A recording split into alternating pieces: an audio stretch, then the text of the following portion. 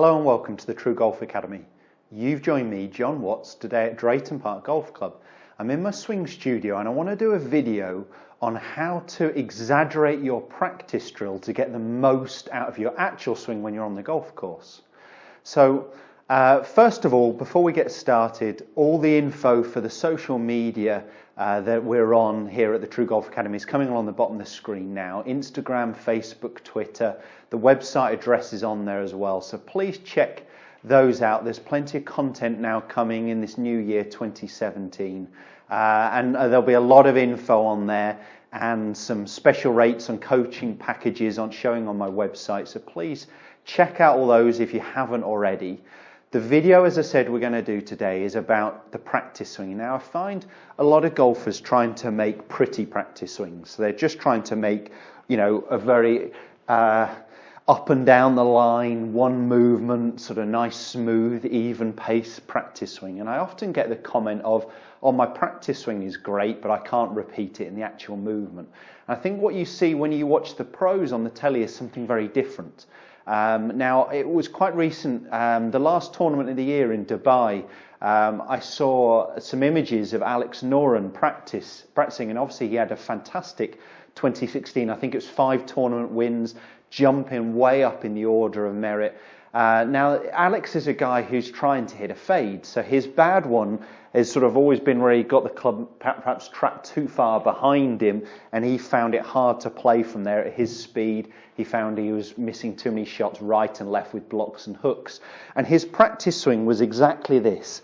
It was that extreme. So he was really trying to feel very steep, very over the top, really almost like his arms are exiting more to the left with his lower body movement.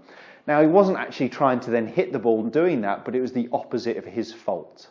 For me, my fault is when I actually get a little steep on the start of the downswing. So I tend to start my downswing really with my upper body, and from there I'm swinging slightly out to win, and I'm hitting down on the golf ball a little bit more than I want to. So with a 7-iron that I've got in my hands here, my bad one is probably when I'm hitting more like 6 degrees on the way down, and I really want to be something closer to about 3.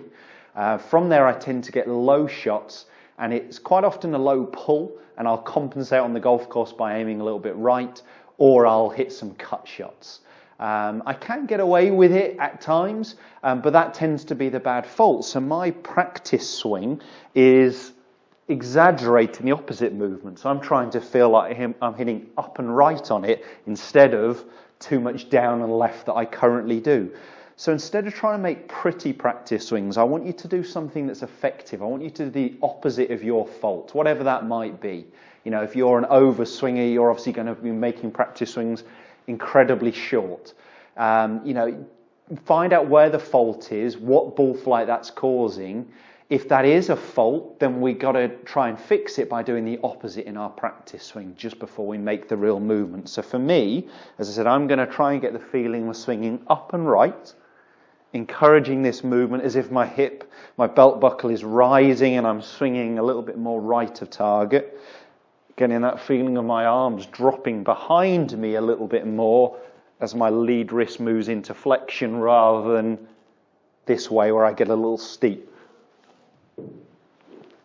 So now I've got that opposite feeling, I'm going to go ahead and hit one.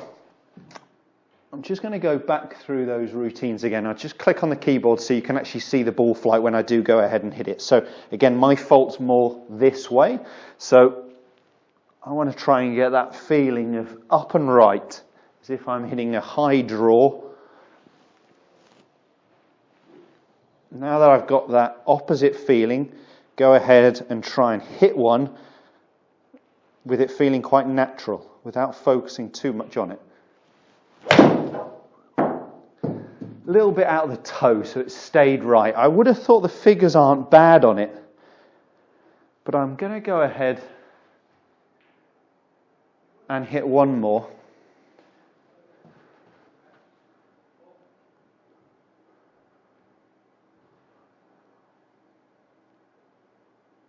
Let's try one more of those. I would have thought those figures, we'll have a look at both of these shots in just a second. I would have thought the figures are okay. Just felt like it was a bit out the toe. And it started right and stayed there and lost me a little bit of distance. So again, exaggerate the opposite movement. And then go ahead and hit one.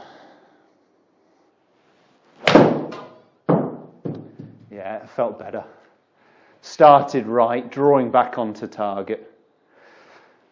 Happy with the distance on that one, so we know that was a better strike. Let's have a little look at the numbers. So we've got 2 shots to look at.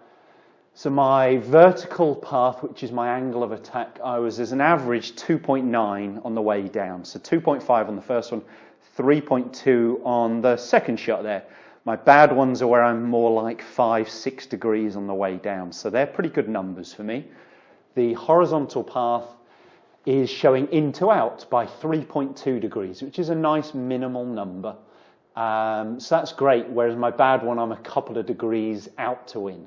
So I actually encouraged less down on the golf ball and slightly from in to out, as you'll see. So this is the first shot. It didn't feel a great strike. It wasn't showing too bad. It was a little bit high, a little bit toe. But these are the 2 figures I'm really interested in. When I'm swinging badly or not as good, this gets too extreme, too much down, and this gets a little bit out to in. I tend to hit pulls and fades rather than draws. The second shot just felt a better strike, really, but you can see very similar numbers in terms of path.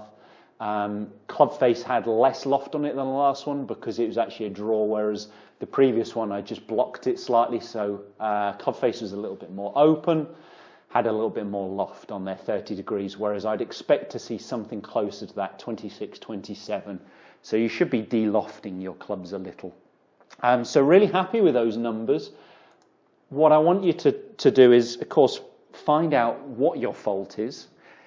It is only a fault if it's causing a ball flight deviation. So, you know, if it looks quirky, but it's not causing a ball flight deviation, then it's not a fault. But if you're, for instance, hitting slices and you look and you see that your divots are left and you know that your swing path's out to in, then that is causing a fault. So you would do the opposite, similar to me, and try and encourage really a looped movement and feel more like a Jim Furyk. But make your practice swings worthwhile or don't bother having them. So it's great to do the opposite, and that will really help your performance when you're on the golf course.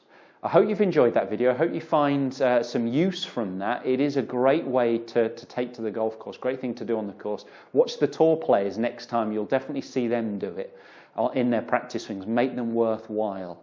Hope that video has helped. If it has, as I said, please post some comments and questions below. Do check us out, as I said at the start, on all our social media, and the website address is down below as well. Thanks, guys. We'll see you next time.